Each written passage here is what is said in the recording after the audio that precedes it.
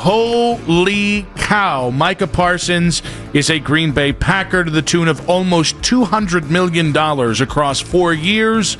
I'm sure we're going to get the returns here on what Green Bay is sending back to Dallas. What I will say is I guarantee you in the press conference where Jerry talks about why they traded Micah Parsons, he references Herschel Walker at least 3 times. And maybe that might, if we set the over at 2.5 times, it might not be a high enough over. $47 million per year, so that is more on an average annual basis than Patrick Mahomes makes. I mean, it's obviously the highest non-quarterback in the league, but that's insane money. It's funny, earlier we were talking like, oh, maybe 42, is that kind of the ballpark that he wants? Because it was reported he turned down the $40.5 million per year value that they'd offered him previously in like June, and so it's an incredibly large amount of money. And Browns take on the Packers in week 3, Nick. So here we go. Can somebody alert Joe Flacco? You might want to call in sick that week. Imagine being a Dallas sports fan. You have Luka Doncic traded at 26 years old in his prime, and now you have Micah Parsons traded also in his prime. It's a wild set of circumstances. This one hurts worse for them, right? What's the Cowboys? Yeah. That's always going to be bigger than whatever the Mavericks are. Which is wild because Luke is a top 5 player. Luke is legitimately awesome, and they were just in the NBA Finals the year prior. Like, there's so many reasons why Luka should matter more, but it's the star. It's Jerry's world. It's the Cowboys. So what does this do for Green Bay as like a championship? Like, does this put them number 1 with a bullet in the NFC? Because that's the other interesting thing about this is that the Cowboys traded with the Packers, a team that even just a couple years ago knocked them out. Remember Jordan Love had the 4th highest passer rating in NFL history in that game and was awesome and knocked out the Cowboys in that playoff round. But like, there's so much history between the two teams. It's insane. You'd think this trade would be to an AFC team at best, but they traded inter-conference. And I don't know that it puts the Packers in the driver's seat, but it was already a good Packers team. Micah Parsons makes them near great. To me, this is like when Saquon went to Philly. It's the same thing, essentially. I mean, it's a little different because that's interdivision. Well, I just mean in terms of impact. But yeah, like Saquon made the Eagles good enough to beat Pat Mahomes. This is one of the 3 best defensive players in the NFL. But the difference there is that with Saquon, it was actually a free agency move. Like, the decision wasn't in part. No, it was in part of the Giants because they decided not to keep him on the roster and pay him the money. But it wasn't as if they said, let's do a deal directly with the Eagles and send him there. This is Jerry saying, we are doing a deal directly with you, Green Bay, in order to get this done. I would imagine the price tag has got to be somewhere in the area code of 2 firsts. I think at least, right? I'm dying to find out. I'd love any minute from now for us to get an update and find out exactly what that is. $47 million per year, and because of the cap ramifications for this season, you had to have about $23 million or so in open cap space to even make this deal possible, which meant there was about 6 teams in total. The Lions were one of them, by the way.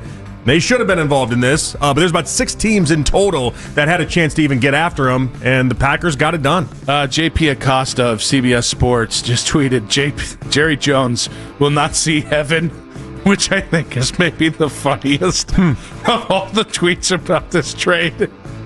Of all the things that Jerry's guilty of, the St. Peter's going to have the biggest problem with the Micah Parsons deal. Matt Schneidman, who I believe is Green Bay Packers beat writer for The Athletic, saying the Packers are trading at least 2 first-rounders to the Cowboys for Micah Parsons. Is there any price tag? As we're doing this in real time, if you guys are just joining us, Micah Parsons has been traded to the Green Bay Packers a week before the regular season starts. And the latest report is at least 2 first-rounders. I will ask you, is there any price that comes back that lessens your judgment of Jerry Jones and the Dallas Cowboys? No, I don't think so. So this, to me, is different than the Myles thing because Micah is, 25, 26 years old. Also, he only wanted to leave because of how bad the contractual negotiations got, as opposed to he had an ethical issue with how the organization was run as it pertains to winning and losing and trying to win and quarterbacks and all that. Like, this was not like Myles Garrett immediately facilitates a massive rebuild, right? No. This is a team in Dallas who absolutely has a chance to still be competitive And because you have Dak Prescott and Micah, anytime you have those two guys healthy, you have a chance to do something in the playoffs. Now no more. Well, they were set up to be a pretty bad team this year, all things considered. There wasn't a lot of faith in the Cowboys being that good of a team. Yeah, Micah Parsons, you have a chance.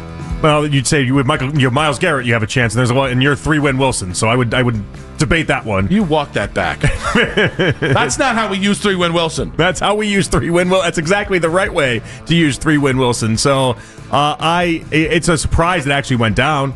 But I guess the Packers fans doing their flight trackers for the previous 48 hours, they weren't wrong. By the way, Ian Rappaport, and this is the kind of real get down to the bottom of this. Yeah. That makes him such a human being. It's possible there is additional compensation, potentially a player, but the deal is done and agreed to. Micah Parsons to the Packers. What is Myles' thought to this? I maybe should have held out longer. I could have got more money easily. No, I should have held out longer. I could have gotten traded. This totally, by the way, this totally throws to everybody who says NFL players don't have leverage. Please see Micah Parsons. Now, granted, you're dealing with the all-time wild card in Jerry Jones. We actually have a holdout and a trade request that is ended in a trade. I know, we just had so many that went in opposite of the NFL players having leverage this year that I don't think this is going to tip the scales in the reverse direction. And maybe the idea that it was Jerry is the only way, and we have to look at Jerry just differently than the 31 other owners. When do you think that Jerry decided to go from, hey, it's the Dallas soap opera and this is just how we do things here, to it's the Dallas soap opera and I haven't run the franchise into the ditch in about 10 years? When do you think that the switch was flipped there? Not sure. I just know one of my good friends that I text daily. He's a big Dallas Cowboys fan. He lives in Dallas. And around some point yesterday, he started shifting all the conversations to, well, he's not good after October anyway. And I was like, oh no, this is actually getting serious. They're doing. I've been through this. They're getting to the acceptance stage of this deal, and it hasn't even gone through yet. I'm going to tell you right now, if it is just 2 first-round picks, I'm going to have to use the D word with Jerry. Dumb. Just so we're clear. The other D word totally makes sense for Jerry, but he kind of likes that because I think he knows he's won. If you only get 2 first-round picks for a player that you should have signed 6 months ago to either the same deal or slightly cheaper deal in the prime of his career, I mean, this is I don't know. There's defending Jerry Jones, especially because those picks are going to be very likely to be the picks in the 20s or maybe even pick 32. It's just interesting. We finally did get one done though. Like Hendrickson got his deal, but it was not to what he wanted, anywhere close to what he wanted. Myles got his deal. Say what you want about that. TJ Watt got his deal. Max Crosby got his. All these guys just ended up getting deals, staying with the same team, and then Micah took it as long as he needed to, and he got out. Do you know who I actually would love to hear from in this after watching the Dallas documentary on Netflix? Micah's retweeted it already, by the way. He's already excited for this. He does have he's got a statement that's out there as well. Doesn't he have a podcast? He's got to fire that thing up tonight. I mean, today now.